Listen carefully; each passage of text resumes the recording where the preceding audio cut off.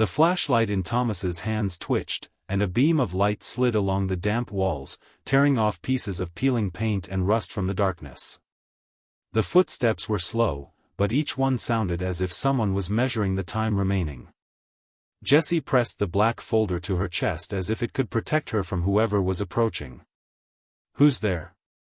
Thomas's voice was low, but the tension in it rang like a steel spring on the verge of breaking. Silence in response. Only the echo of his own question returned from the darkness, slightly distorted by the rumble of the dungeon. But within seconds a silhouette emerged from the gloom, tall, thin, in a long cloak that glistened with moisture. The flashlight cut his face out of the darkness, and Jessie took a step back involuntarily. The man looked worn, with sharp cheekbones and deep shadows under his eyes, but there was no chaos in his gaze, only cold calculation. "I am not your enemy," he said evenly, as if reading a text he had memorized. "But if you stay here for another 10 minutes, you will have no choice but to become one for yourself." "What do you mean?" Jessie took a half-step forward, trying to get a better look at him. He glanced at the folder in her hands and shook his head slightly. "You have already opened something you were not supposed to see. But the real danger is where these documents do not say."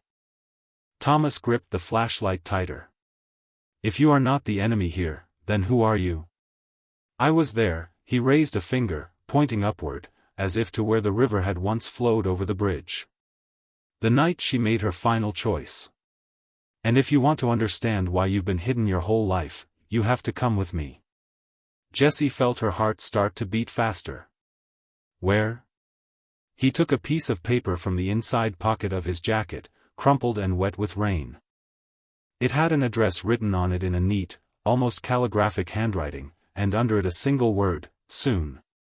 "What's there?" she asked, but he just looked at her with such seriousness that an answer seemed unnecessary. "A place that will disappear if we don't make it in time.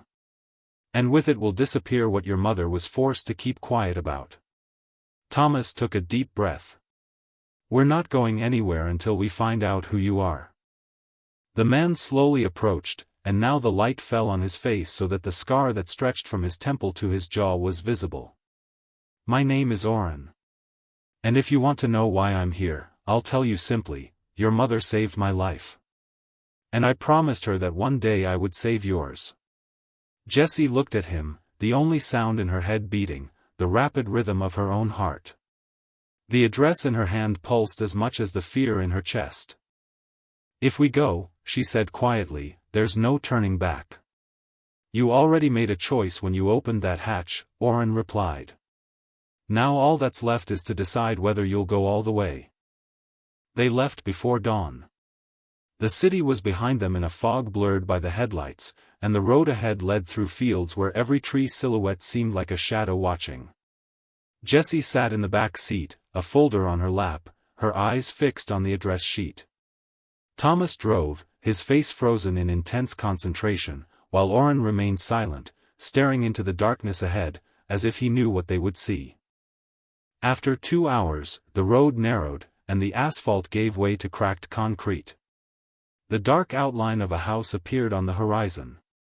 As they drew closer, Jessie noticed that the roof had caved in, the windows were broken, and the facade was charred. The fresh smell of smoke still lingered in the damp morning air.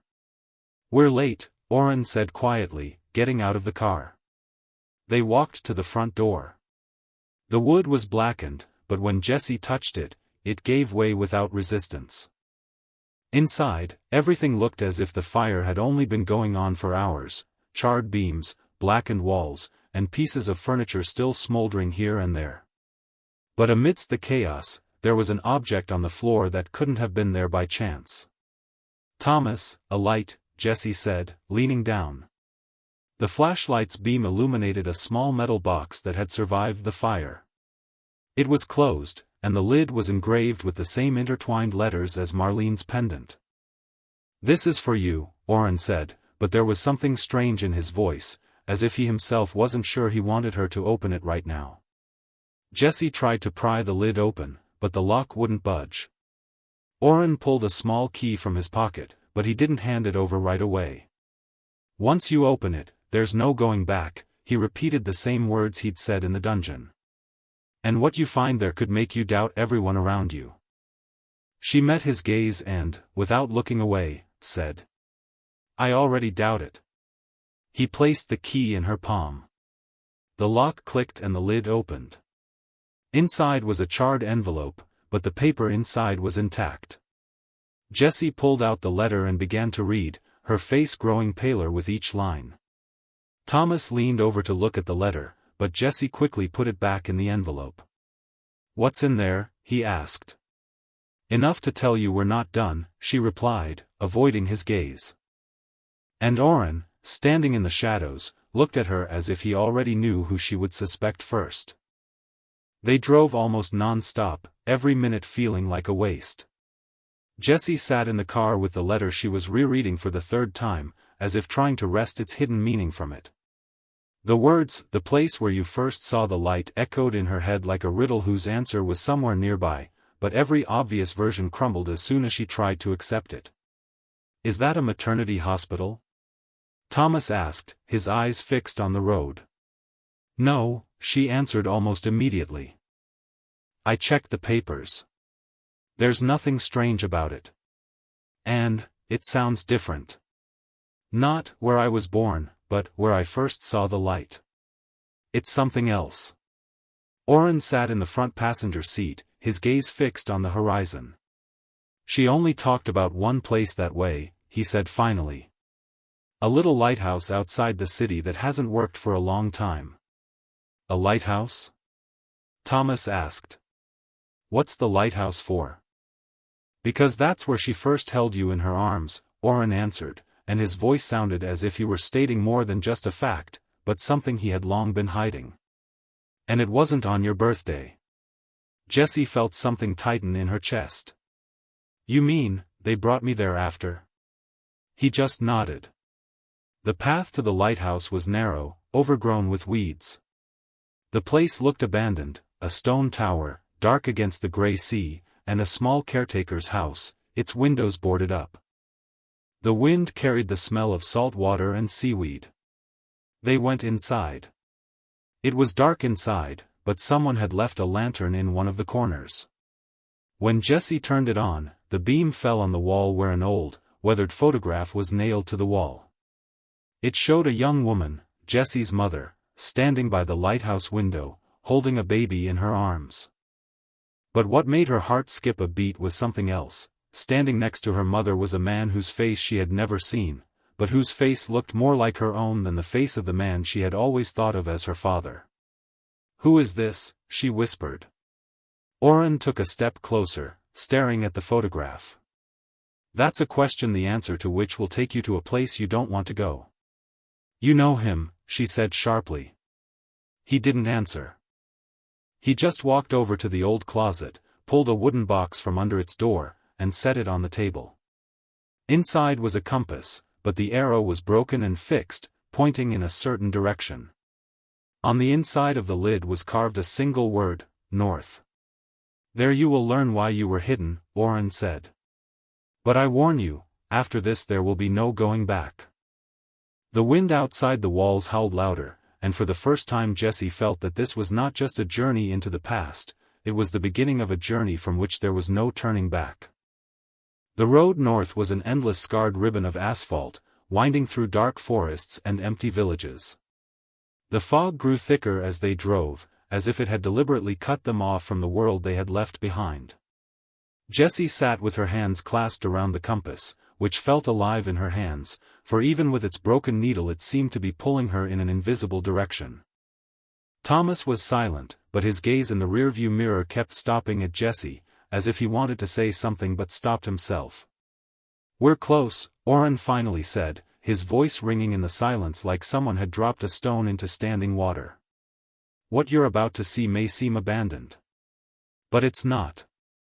A few minutes later, the fog revealed a narrow dirt road leading to an old complex of 3 buildings.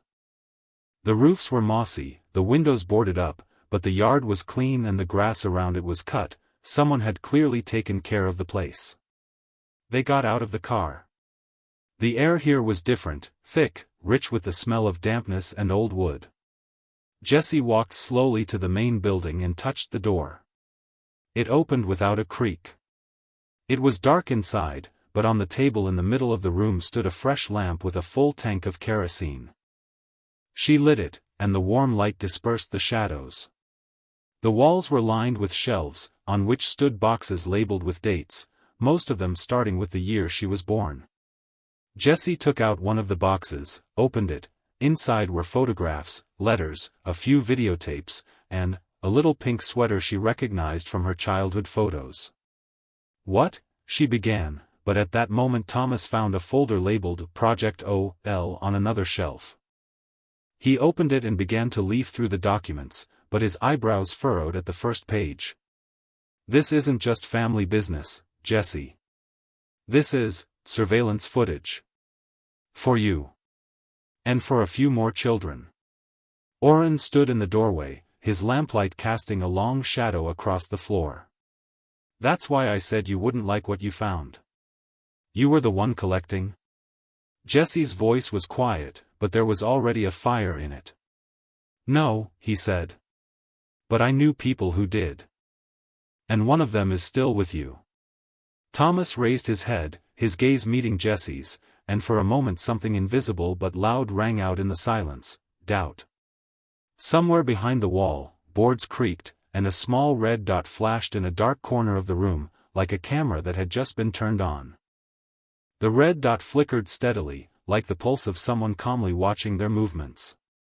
Thomas slowly set the folder down on the table and took a step forward, trying to see where the light was coming from. Jessie felt her heart start to beat faster, each beat ringing in her ears. "Don't move," Oren said quietly, but his voice sounded different now, not confident, but with a hint of fear. "They shouldn't have started so quickly." "Who are they?" Jessie asked sharply, but he only raised his hand, pointing to a dark corner. Thomas jerked the lamp up, and the light caught a small black camera attached to the wall. The wire from it ran up into a narrow crack in the ceiling. Oren rushed there first, and they followed him, making their way down the narrow corridor until they came to the back door that led to the courtyard. And there, in the fog, they saw a figure. The person stood calmly, holding a remote control with a flashing indicator. As she stepped closer, the light from the lamp fell on her face, and Jessie felt her legs give way treacherously. "No," she whispered, for standing before her was none other than Marlene, the woman she knew as a close friend of her mother, the one who had once promised to always be there. "You found your way," Marlene said, her voice unwavering, though there was a cold pleasure in it. "It's a pity you didn't find it sooner." "Why?" Jessie took a step forward, clenching her fists. "Why were you following me?" Marlene smiled faintly. "Because your mother asked me. She wanted me to know where you were, who you were with, and when the time came, to lead you where you needed to be. Where you need to go." Thomas gave her a look that was seething with anger. "That sounds like a trap, not a concern." "Maybe a trap," she replied calmly. "But that's where you'll learn the truth about yourself. Not the truth in the papers. Not the truth in someone else's words. The truth she wanted you to hear in person." Jessie felt the ground shake beneath her feet, on one side, fear and betrayal, on the other, the only chance to find the answers that had haunted her all her life. "And what if I refuse?" she asked. Marlene shrugged slowly. "Then the answer will stay there. And you'll live with a question that will never go away."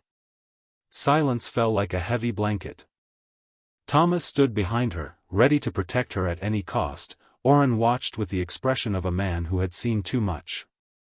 And Jessie felt herself torn between the choice, to follow Marlene and perhaps never return, or to stay and live forever in the shadow of that question. The wind caught the hem of her coat, and she realized that what was at stake was not only who she was, but also whether she was willing to learn the truth, even if it meant ruining everything.